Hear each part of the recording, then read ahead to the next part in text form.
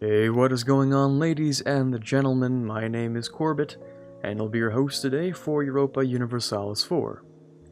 Welcome back to what is unfortunately going to be the final episode of the Identity Crisis campaign. The reason why is because we will only have 20 years remaining in this game after we finish this next nation, and I don't feel like we have a very good chance of having a nation which will, have a big impact. Of course, it's always possible, but the most likely case, considering the number of tags in the game, is that we'll get someone like, I don't know, Funj or like Karagwe, like a bunch of OPMs in the HRE or something.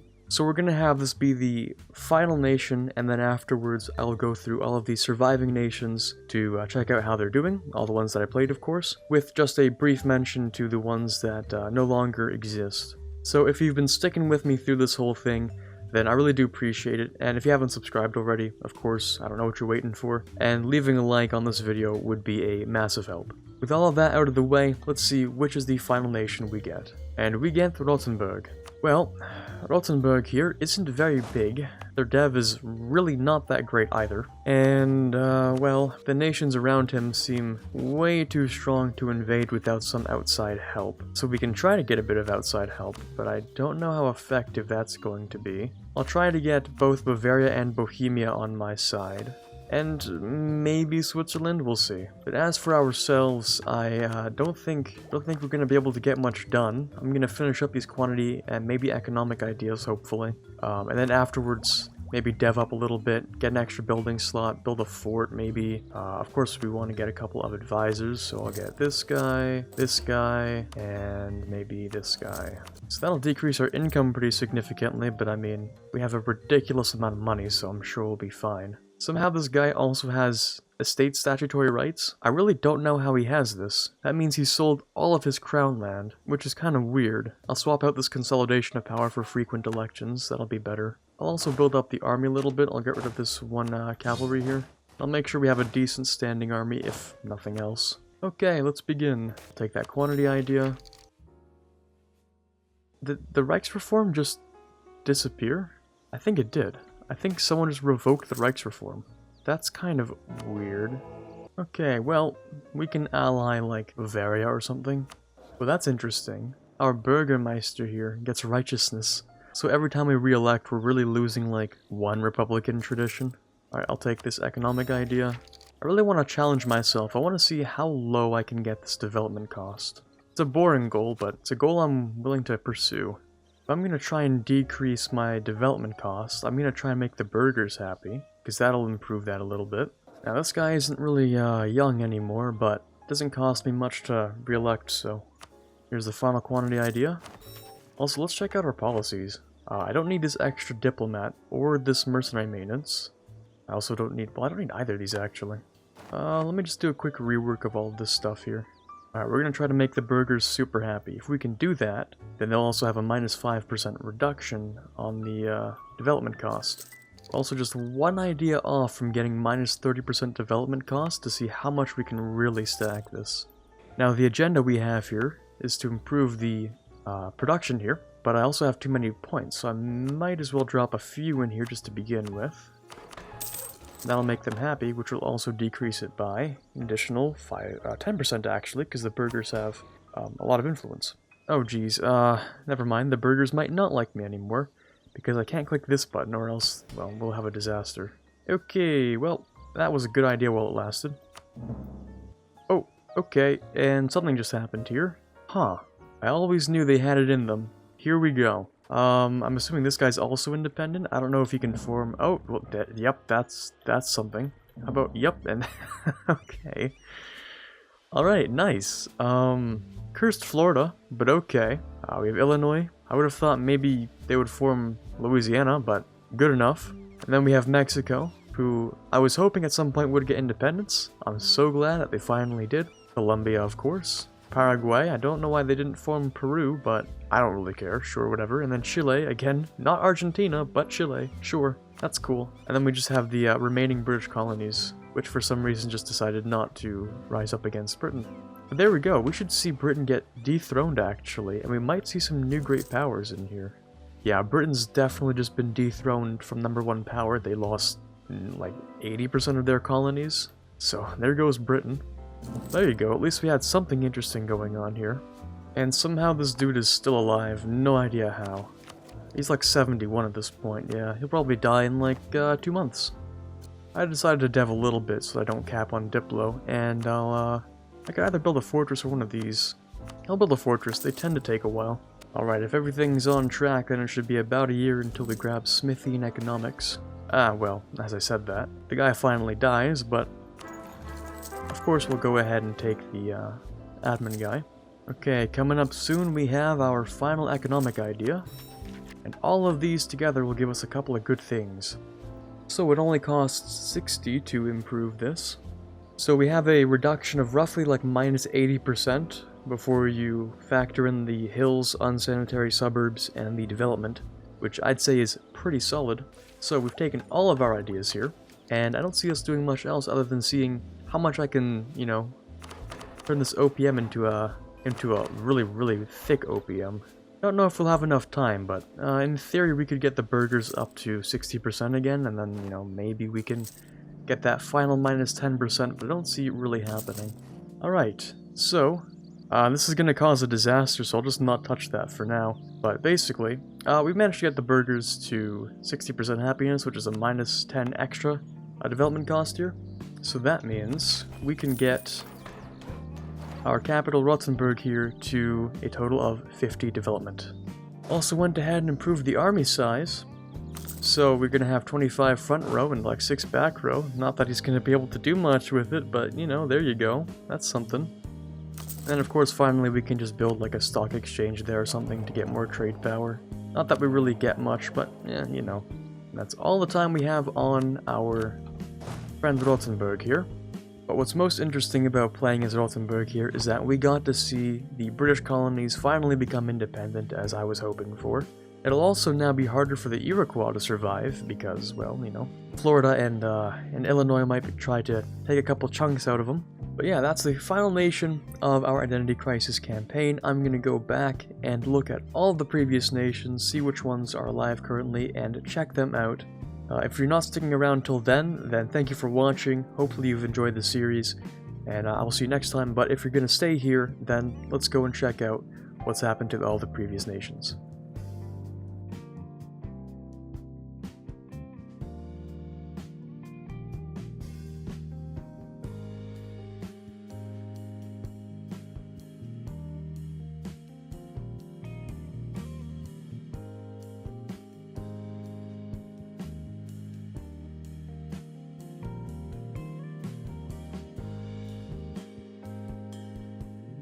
Okay, let's do a quick rapid fire of all the nations which are still alive, and let's see how they're doing, starting with Hormuz. Now, Hormuz here has been doing quite nicely. I imagine they're still making a lot of money off of trade, which appears to be the case. So their economy is very rich. They have a lot of men. Apparently they could just become revolutionary if they wanted to, and seeing as I'm not going to continue this save, screw it man, may as well. I don't really care. There we go, we have Revolutionary Hormuz. Anyways, so they've been doing quite nicely. I'm not going to touch anything else. I can't be bothered to go through these. But nice Hormuz, making a lot of money, expanding a little bit into Persia here, and asserting their dominance over other nations with a massive army. Next, of course, we have Spain, which is still doing quite nice as far as empires go here. He has... Oh, I see, so we've fallen into a personal union under Lithuania. That would explain why Lithuania is #1 great power right now. Oh, good meme, dude. So, Spain has become personal union under Lithuania, and they aren't even rebellious, that's the funnier part. So, nice Spain. Nice Spain. They've actually done pretty well, considering how poorly they messed everything up the first few years. So, you know, the Philippines, the Moluccas generally, you know, Australia, Pacifico Norte, which I may or may not have beefed up for them. Florida's looking pretty nice. The West Indies are doing okay.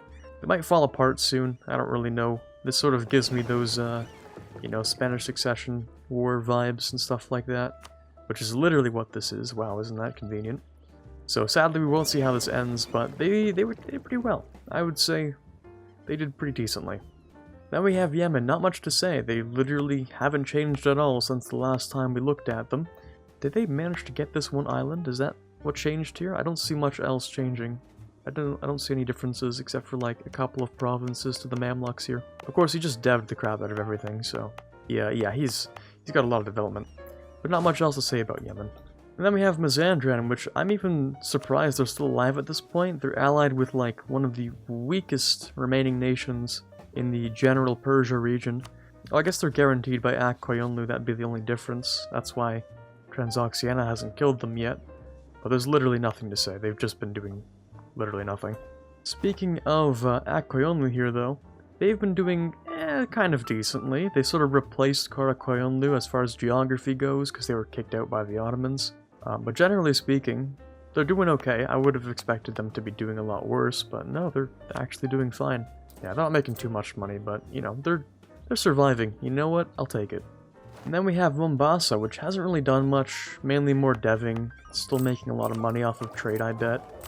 Yeah, a ton of money off of trade. But they also went ahead and invaded a little bit over here. I'm surprised they weren't killed by the thick Mutapa we have here. But I guess their alliance with Adal and their general strength has kept them alive, which is good.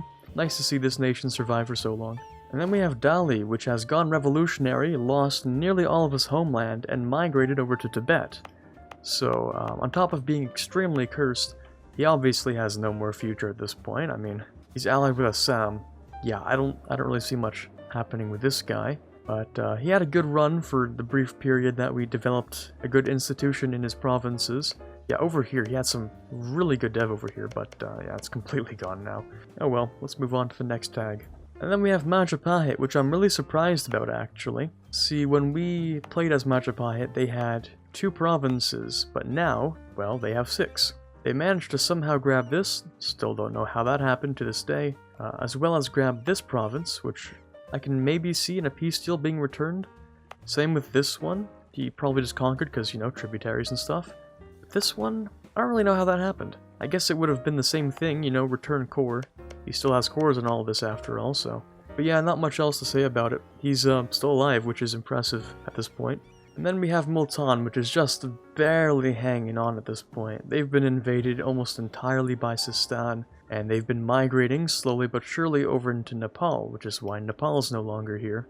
So, you know, it would have been nice to see them fight back and maybe survive longer against Sistan, but Sistan is allied with Revolutionary Transoxiana, so, you know, that's not really an option. Anyway, extra points for creativity on the whole just replacing Nepal and moving over thing, but he's gonna die at some point for sure. Next up we have Mong Mao, which has been doing pretty well so far. I don't know if he really expanded all too much. Anyway, we can see that his economy has improved marginally. Not that much. I think it was like 30 ducats when we left him or something. So he hasn't been doing too much. He's been fighting a little bit with Wu and all that, but yeah. Not much else. Not much to say about him.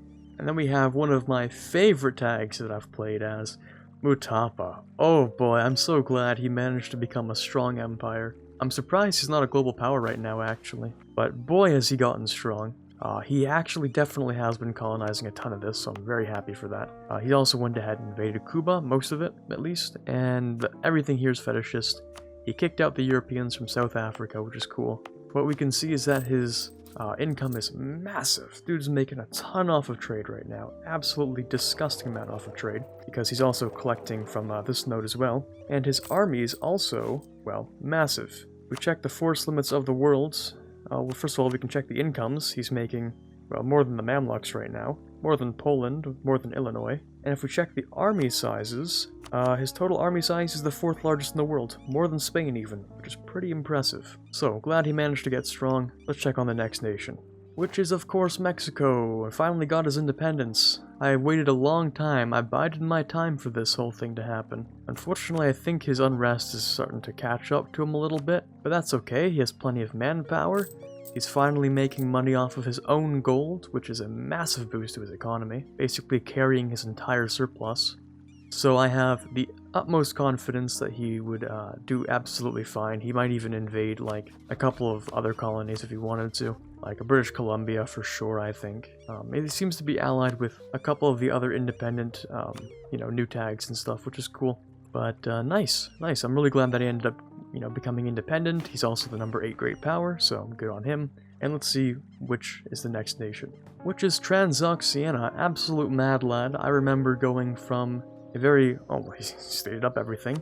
I was going to say a very small Transoxiana, which sort of cut off right around this part here. Pretty big still at that point, but, nothing compared to the Neo-Mongol Empire that we created at the time. It just happened to be fate that he also ended up becoming the revolutionary target, and a revolutionary empire at that, which is pretty impressive. So, yeah, he's gone through all of his revolutionary stuff, revolutionary empire. I wonder what the zeal actually gives him.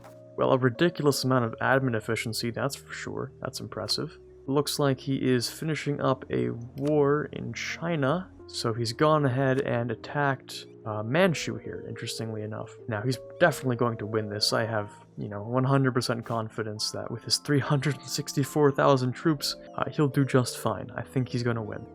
It looks like he may have conquered a little more from Shun compared to when I left him. And I think he cleaned up a little bit around here, although it's hard for me to tell because borders have shifted so much. Yeah, it would have been interesting to see Lithuania and Transoxiana duke it out, two of the strongest powers on the planet, but unfortunately we'll never see that now. But yeah, really cool, Transoxiana with their really sick, evil empire looking flag, but we're gonna move on to the next nation, which is Switzerland. Switzerland is, of course, still using a bunch of mercs, as they should be. That's the Swiss thing to do. With all those merc bonuses, he should be. His army size is now up to 170, which is impressive. He's allied with Poland still, which is nice. Bavaria, again, quite nice. Franconia, who's pretty strong. I don't think he expanded at all. No, it doesn't look like he took anything else. But he did end up finishing up economic, and he's going through quality, which is cool. Then we have France. France currently fighting a succession war that they are absolutely bound to lose. There's no way they're going to win this. They wouldn't even win against Spain itself. And they think they can win against Spain and Lithuania? Yeah, that's a bit of a joke, bud. I'm also curious about his economy. I feel like his economy has just tanked, honestly. Well, maybe not. Well, I think this was the time that we were playing France. So we went from sort of down here all the way to up here, I think. And then over time he slowly sort of decayed. I think he lost the war reps and then he, I don't know, maybe mismanaged a few things. But I mean, he's still back up on the rise once again. I just don't really know how he lost all of that income like that, but just AI things, I guess. I think he managed to take like one province over here, and he's been doing some really weird stuff over in North Germany. He's really just been conquering like a lot in North Germany, surprisingly, which is weird because, I mean, it's not like he can really do much with it. And he's trying to collect in the English Channel, which we sort of established was a bad idea. But whatever, it's no longer my problem. He was also once the economic hegemon. I really have no idea how that happened. He must have taken a lot of money in a peace deal, then clicked it, and then eventually he lost it. And then we have Great Britain. Oh, how they have fallen. Well, I'm sort of glad that they did, actually, because they were the #1 empire in the world for a really, really long time. So we used that strength to get him Gibraltar and stuff, and of course the island of Malta. But in the end, he was not strong enough to protect himself from the rebellion of his own colonies. So 80% of his colonies are now independent. He's fallen down to the 3rd great power. Of course, still has the massive navy. Still making a ridiculous amount of money, even if it, it's not as much as it used to be. This was the peak. This is when we left him off, by the way. This is where we left Britain off, and then it just all fell down afterwards. So I tried, I really did, but you can't stop the AI from doing what the AI will do. Okay, and then we have Pacifico Norte here, who is slightly loyal to Spain, but that's sort of like conditional at this point, really. I feel like he's gonna try and go for his independence at some point. Well, if the games still continue that at that point, but I feel like the Spanish colonies would be more than capable of granting themselves independence, especially like, let's say you allied Florida or something, and then went ahead and did that, I don't know, and maybe like the West Indies, if they ever became disloyal and stuff. Hopefully. We might have seen it happen if we were a little earlier on that whole thing. But as for the nation itself, it's done quite well. They've held on to their territory. Anyway, as for the economy, it's actually doing quite nice. They stopped privateering, which is unfortunate because they were making a large amount of money privateering that node, but, I can't force them to keep doing that. Most of the money's coming off of tax and production, as expected. A little bit off of gold, but yeah. I didn't expect too much. I'm mostly just glad they're still alive and haven't exploded. But anyway, good thing they're still alive. And then we have Illinois, which used to be British Louisiana, but then we conquered all of Dutch Louisiana and became super strong, and then we allied up with a bunch of nations, or a bunch of the other colonies. In the end, that worked out. Now they're independent and looking quite thick, make some decent income. They have a very large army. I don't know if they'll even do anything at this point, but I mean, they're looking pretty good. Over here on the second last nation, we have Ueski here, who has gotten rid of his very large army that I tried to keep with him. Don't know why he did that. In fact, his army's not looking very good now. But he did rebuild his fleet, which is impressive, and he's making a modest sum each month. It's actually not terrible. I think we started off with 5 ducats a month, and then we brought him up to like 20, and now he's at 25, so, you know. You like to see a little bit of progress on that. The smart thing to do might actually be to attack Manchu and take these 2 provinces for nationalism, because they're currently getting killed by Transoxiana. So he can probably, you know, make away with these 2 provinces really easily. Donghai became his tributary, which I find kind of stupid. I mean, honestly, you could have easily invaded them now because they've abandoned their alliance with Date. Speaking of which, you know, he could have also invaded Date. I don't know what's up with that, because now he's recovered all of his manpower, or in theory he did. Anyways, I'm not going to judge the nation too much. It's sort of the end of things anyway. So I'm mainly glad that he's alive still, that he didn't explode, and that he's kept all of his land, he grew his economy a little bit, and he didn't get invaded by Manchu. That's the important stuff. And then we have Bavaria here, who has expanded the army. I think he completed something. I don't remember if I did or if he completed quantity, or maybe economic or something. But he is definitely a lot larger now, and his dev cost is just, oh, look at that dev cost. That is so nice. That is amazing dev cost.